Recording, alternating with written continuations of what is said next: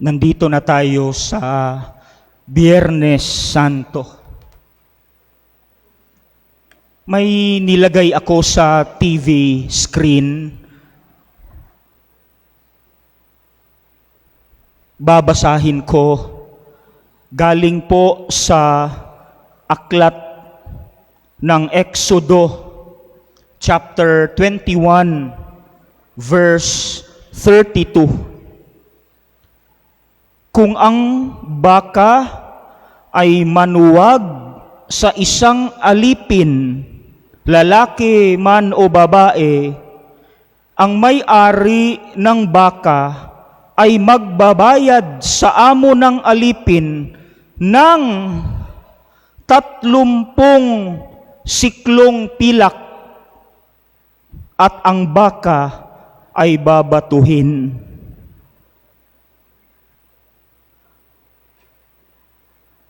Mga kapanalig, para sa ating pagninilay, dito tayo magsisimula.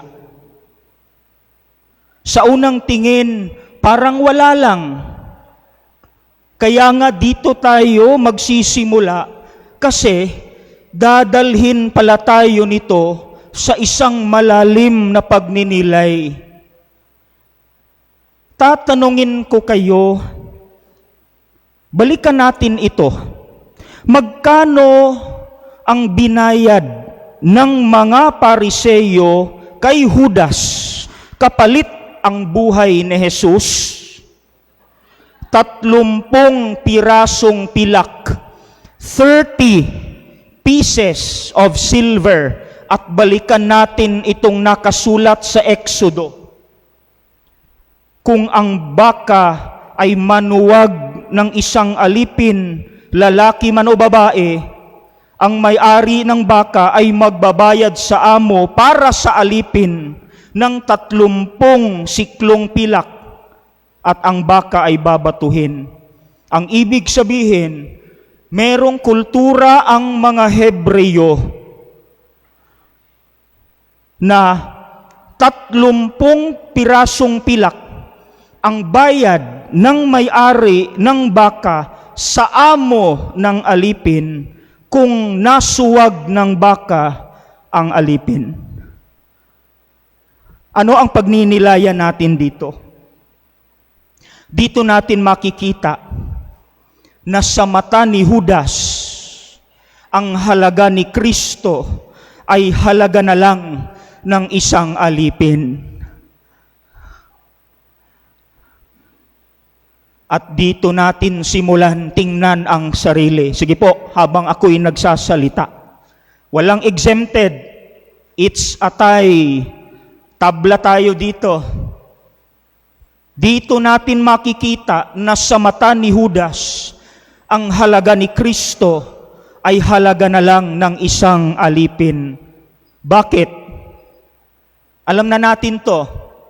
Dahil si Judas ay nasa estado ng kasalanan, kaya hindi na niya nabigyang halaga ang importante sana sa buhay na si Kristo. He was already in the state of sin, kaya hindi na niya nabigyang halaga ang mga importante sana sa buhay. Kaya po, as early as now, may tanong na ako na ibibigay sa ating lahat na ating sagutin. At ngayong araw ang pinakaangkop na araw upang sagutin ang tanong na ito. Sige po, sa anong paraan? Dahil sa isang kasalanan, hindi na natin nabigyang halaga ang mga importante ng buhay. Sa anong paraan? Dahil sa isang kasalanan o mga kasalanan, hindi na natin nabigyang halaga ang mga importante ng buhay. Alam niyo kasi, nung bago ako pinadala dito, marami pong lumalapit. Hindi naman ako marriage counselor, pero ewan ko, may mga lumalapit na mga mag-asawa, nagpapa-counseling. Most cases po, to tell you, yung kabit,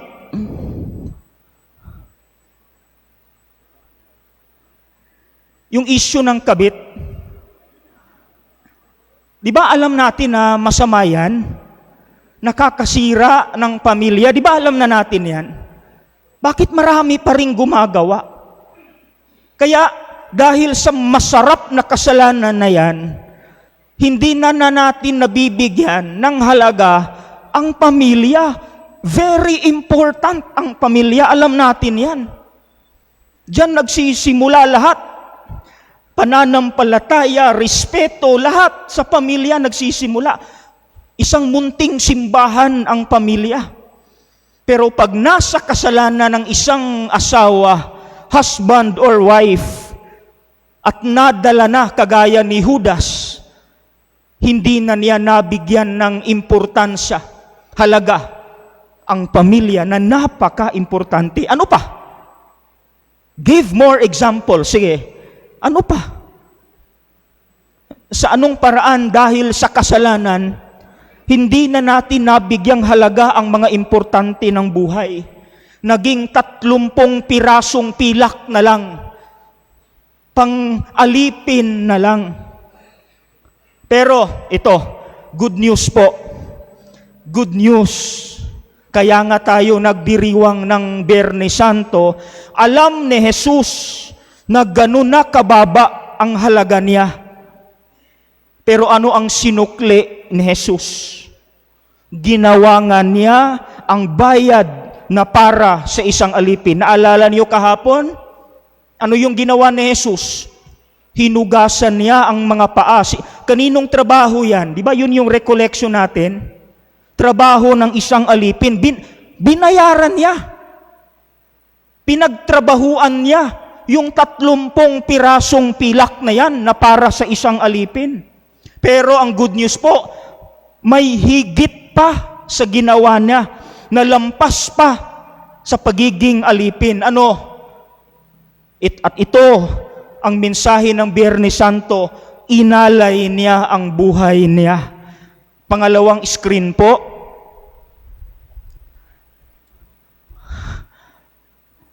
That is the summary ng Biyernes Santo.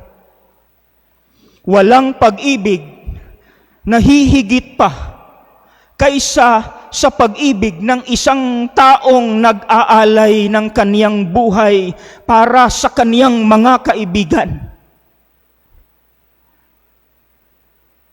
Yan ang summary ng Biyernes Santo. Di ba ako palagi kong naririnig yung mga empleyado, public, private, na mga opisina, naririnig ko to na sinasabi, siguro baka mayroon nang dito din, nagsasabi na, Padre, ang serbisyo ko sa opisina ay ayon lang sa binayad sa akin. Di ako martir, Pader. Hindi ako magpakamartir. Yung serbisyo kong gagawin sa opisina na yan ay ayon lang sa bayad. Yun ang alipin. Pero higit pa ang ginawa ni Jesus. Hindi naaayon sa 30 pirasong pilak. Higit pa. Kasi inilalay niya ang buhay niya. Kaya mga kapanalig sa panig ng Diyos, wala na tayong masabi. Wala na problema on the part of God. Kahit sa tigas ng ulo natin, hindi niya tayo sinusukuan. Promise. Kahit bastos tayo sa Kanya, kahit 30 pirasong pilak lang ang tingin natin sa Kanya, minamahal pa rin niya tayo, nag-uumapaw pa nga. Walang problema on the part of God. Mahal niya tayo kahit ano pang mangyari. Kaya mga kapanalig, huwag sana nating sayangin ang mga importante sa buhay dahil lang nagpadala tayo sa masarap na tukso ng kasalanan na yan. Huwag nating sayangin ang Diyos. Huwag nating sayangin pamilya. Ano pa yung mga importante sa buhay? Relationship. Minsan may mga anak, dahil sa barkada, napapabayaan na ang tumatandang mga magulang. Ako naiiyak. Makinig po ang mga bata, mga anak. high school, college na nandito. Minsan, pinababayaan natin kasi mas mahalaga yung mga gadget natin, yung mga barkada natin, yung mga gala. Ako nga, naramdaman ko na yung anxiety. Kasi tumatanda na yung mga magulang ko. Ayokong mawala. Kasi mahalaga sila sa buhay ko. Kaya ngayon, tinatawagan ko sila sa bahay. Video call, audio call, kinukumusta. Huwag niyong antayin mga anak na darating kayo dyan. Ako, nagmimisa kami ni Father Tupe ng patay. Siguro na-observe din ni Father Tupe na yung nagmimisa kami ng patay, minsan yung mga anak na suwail, humahagulhol sa kabaong, "Mama, pasensya na po. Nung buhay ka pa, matigas ang ulo ko. Ba't ngayon mo pa yan sinabi? Patay na." Nung buhay pa, binabaliwala natin yung mga mahalaga sa buhay, mga importante. Ano pa? Ano pa yung mga mahalaga sa buhay na hindi na natin nabibigyang halaga kasi nagpadala na tayo sa masarap na kasalanan na yan? Kaya po, mamaya, alam natin 2 oras o higit pa yung prosesyon natin. Okay? Paghandaan natin yan. Okay? Imbis na magkwentuhan, makinig po, imbis na magkwentuhan tayo, no, parang enjoy tayong magtsikahan sa 2 oras na yan, pwede titigan natin yung mga imahe, lalo na yung imahe ng yung patay na katawan ni Jesus. At sabihin mo sa sarili, dahil sa akin yan dahil sa kasalanan ko yan. Ano yung kasalanan na yan? Yung matigas na ulo na kasalanan na yan. Tayo mga mababait tayo. May mga kasalanan lang talaga tayong bumabalik-balik. Yung mga paborito natin. Ano yan? Makukulit na kasalanan na yan. No? Habang tinititigan natin yung patay na katawan ni Jesus, tingnan natin yung sarili para may gawin tayo. Sa Bisaya po, meron kaming sinasabing maikog pudta. Sa Bisaya, parang sa Tagalog, mahiya naman tayo. Positive po yan, positive. Hindi po negative yan. Sa amin, sa mga Cebuano speaking. Uy, maikog pudta, uy. Mahiya naman tayo. Ang ibig sabihin yan, parang utang na loob. Na sa lahat ng ginagawa ng Diyos, hindi naman siya humihingi ng kapalit, di ba? Tayo mag-initiate, nagagawa ng initiative na may gawin sa sarili natin. Huwag nating hayaan tong kasalanan ng mga paborito. May gawin tayo. At ano yun? Identify that ngayon sa prosesyon natin. Okay?